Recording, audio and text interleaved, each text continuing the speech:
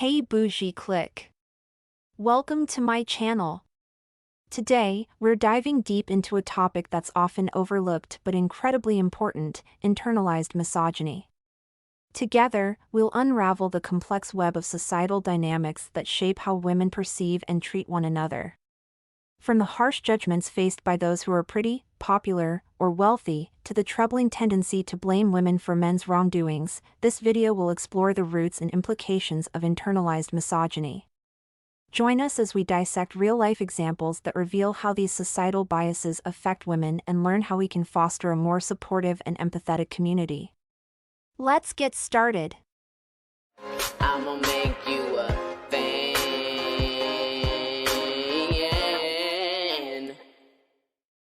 The shocking mystery of internalized misogyny.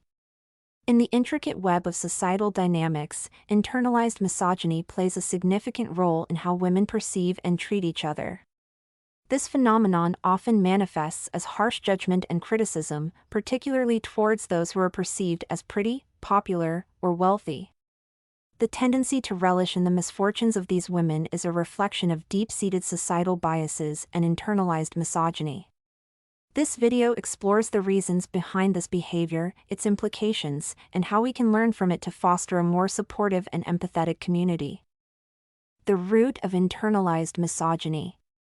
Internalized misogyny refers to the subconscious acceptance of sexist attitudes and beliefs by women, leading them to perpetuate these biases against themselves and other women. This can result in women being overly critical of each other, often due to societal conditioning that pits them against one another. The media, cultural narratives, and historical gender roles have all contributed to this phenomenon, creating an environment where women are encouraged to compete rather than collaborate. Relishing in misfortune, the pretty, popular, and rich. One of the most glaring examples of internalized misogyny is the tendency for women to take pleasure in the misfortunes of those who are perceived as pretty, popular, or wealthy. This behavior stems from a combination of envy, societal conditioning, and the desire to see those who are seemingly better off brought down to a more relatable level. This schadenfreude is not only harmful but also perpetuates a cycle of negativity and judgment. Blaming women for men's wrongdoings.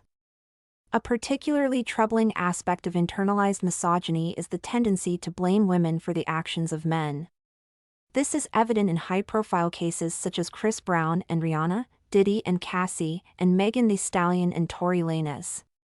In each of these instances, women faced harsh criticism and judgment from other women, despite being victims of violence and mistreatment. Chris Brown and Rihanna. After the assault incident, the public reaction was profoundly complex and often troubling. Many women found themselves redirecting their frustration and disappointment towards Rihanna, questioning her choices and her decision to remain in a relationship with Chris Brown despite the violent act. This phenomenon, often referred to as victim blaming, highlights a societal tendency to scrutinize the behavior and decisions of victims rather than focusing on the perpetrator's actions. The scrutiny faced by Rihanna reflects broader societal attitudes towards women in abusive relationships. It showcases how victims can be held responsible for the violence they endure, rather than the aggressors. This tendency to blame victims often stems from a lack of understanding about the complexities of abusive relationships, including emotional manipulation, fear, and the hope for change that many individuals experience. Diddy and Cassie.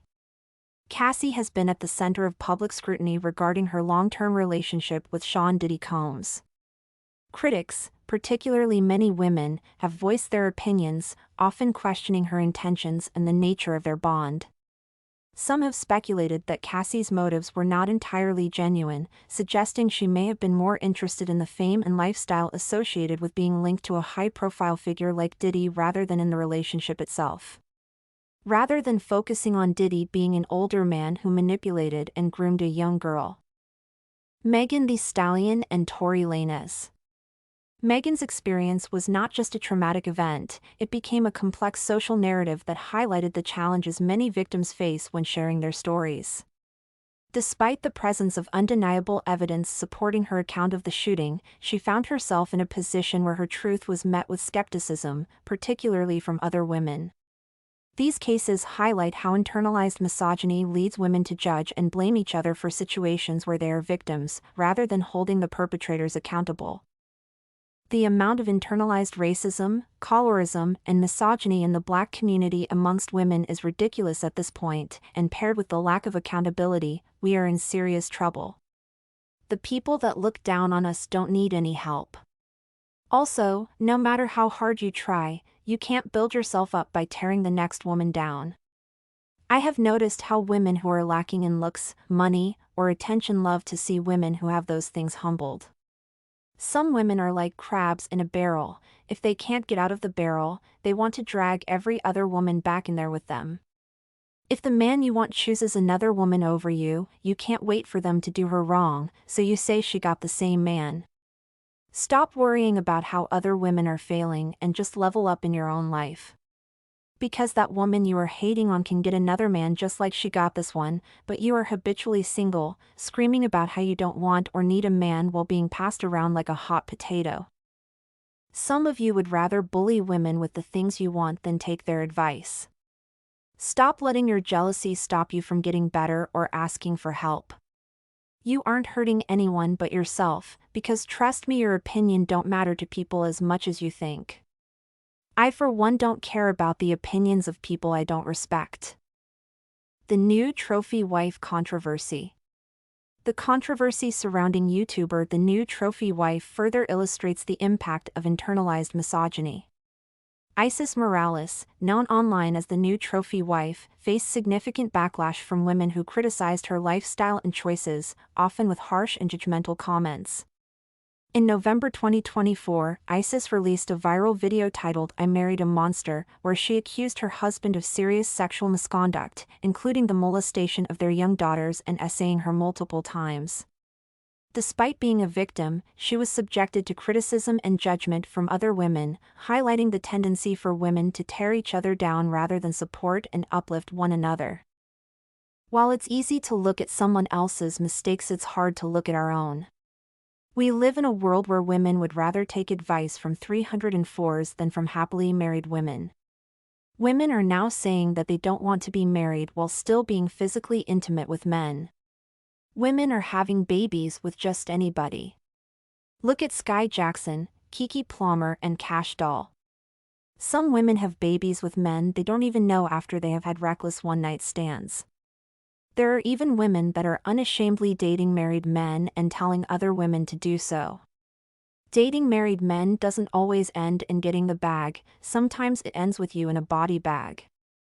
Remember the story where a man got his young mistress pregnant then unalived her, so his wife didn't find out. All women don't leave their husbands for cheating, nor do all men who cheat want to actually leave their wives. Also, not all men with money are generous. So many women end up single mothers to married men chasing a bag they never got. Look at all the women who cheated with Tiger Woods, who infamously did not give these women a dime. But even with the obvious mistakes all women are making, we still find time to somehow think we are better than the next woman. We say that could never be me. However, I know for a fact it could be a lot of us. I personally know 4 women who have kids and have moved random men into their homes after only a few months of knowing them. One woman I know was meeting the men online and had gone through 2 men in the month I knew her. Another woman was not only letting men she met online live with her but their adult children as well, and random men who were co-workers from her job she had only been at a few months. For some reason, women think if I'm the one with the money, it's okay to bring complete strangers home to live with me and my kids because I can put them out. And don't let the kids be older, like teenagers, those kids see a revolving door of men. Newsflash, older kids can be abused as well. Remember the stepfather who unalived his teenage stepdaughter when her mother was out of town because she would not sleep with him. We all have been stupid about men, some of us stupider than others. I have had my moments of stupidity when it comes to men as well, but thankfully, I don't have any kids. When I look back at how dumb I was, I have to thank God for where I am today. So, I'm not saying don't hold women accountable, but let's stop pretending you have not ever made any mistakes behind a man. We see you crying about your baby daddies online. We hear you call him a narcissist and say he beat you and cheated on you, but you still are trying to force him to get his kids. So, you push your kids onto a horrible man who mistreated you, but somehow you think you couldn't end up in her position? It isn't just sexual abuse you should be worried about.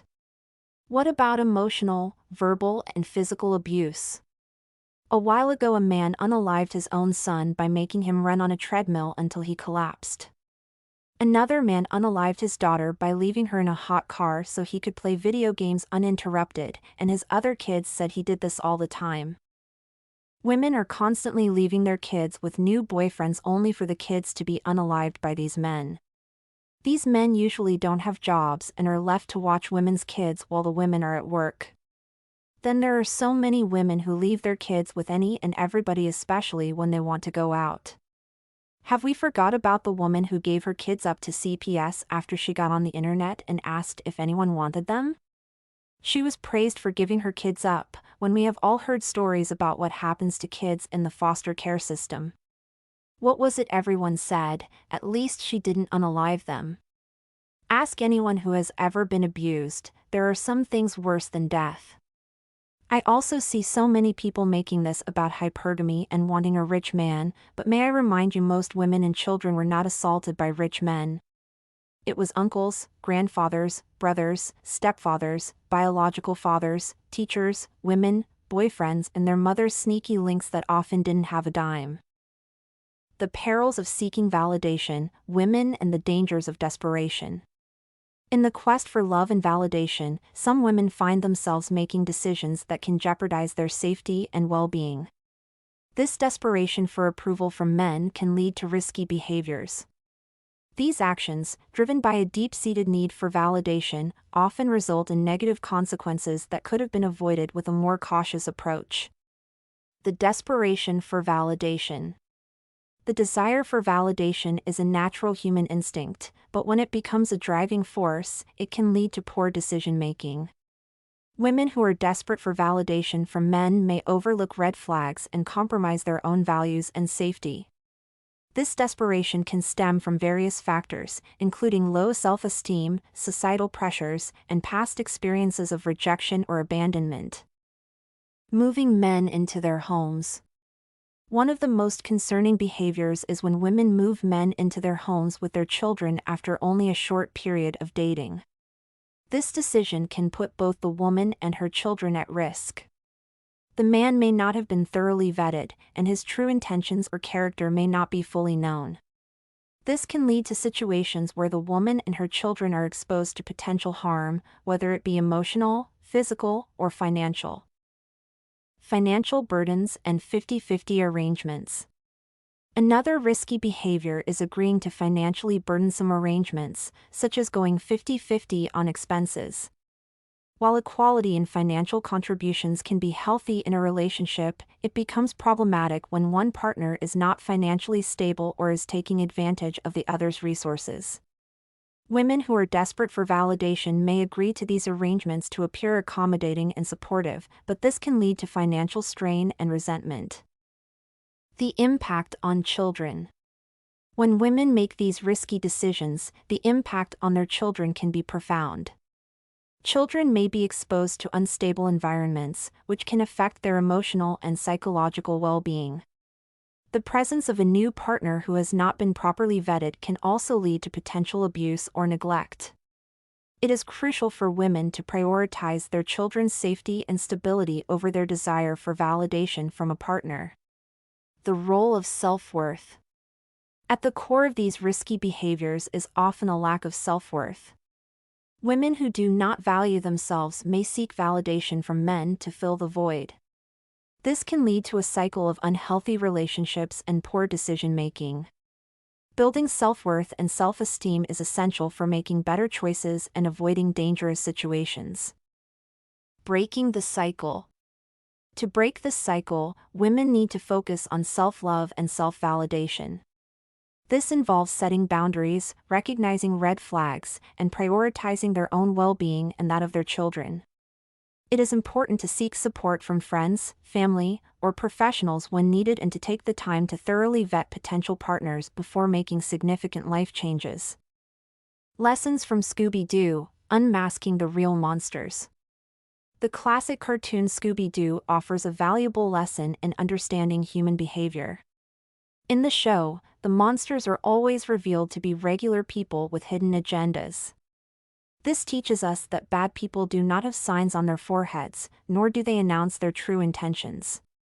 Anyone can be manipulated and deceived, and women are not psychics who can predict another person's actions. They are also not responsible for the actions of others, as everyone has free will. The harmful cycle of judgment. When women judge each other harshly, they create an environment where it is easy for others, especially men, to judge and mistreat them. By tearing each other down, women inadvertently give men permission to do the same. Instead of supporting and uplifting one another, this behavior contributes to a cycle of negativity and unfair treatment. Breaking the cycle. To break the cycle, it is essential for women to recognize and address internalized misogyny. This involves fostering empathy, understanding, and support for one another. By celebrating each other's successes and offering compassion during hardships, women can create a more positive and empowering community. It is crucial to hold perpetrators accountable for their actions and to support victims rather than blame them. In a society where seeking validation from men can lead women to make dangerous choices, such as quickly moving partners into their homes or engaging in financially taxing agreements, it's vital to value self-worth and practice careful decision-making for their own safety and that of their children. At the same time, internalized misogyny creates a culture of severe judgment and criticism among women, continuing a cycle of negativity. By heeding cautionary stories and understanding that anyone can be deceived, women can build a supportive and empathetic community. The time has come to escape these detrimental patterns, support one another, and encourage decisions that place well-being above external approval, fostering a safer and more caring environment for everyone. Thank you for watching. I hope this discussion has shed light on the critical importance of self-worth and the risks that come from seeking validation in unhealthy ways. Remember, prioritizing your own well-being and that of your loved ones is essential. If you found this video insightful, please give it a thumbs up and share it with someone who might benefit from these messages. Don't forget to subscribe and hit the notification bell so you won't miss our future content that empowers and uplifts. Let's continue this conversation in the comments below. Share your thoughts, experiences, or any strategies that have helped you break the cycle of seeking validation. Together, we can foster a supportive community that celebrates self-love and resilience. Until next time, take care of yourselves and each other. What do you think? Is the pot calling the kettle black? Let me know in the comments section. Stay bougie. Follow and support me. All links in bio. Don't forget to like, share, and subscribe. Check description for more info. New episodes every day.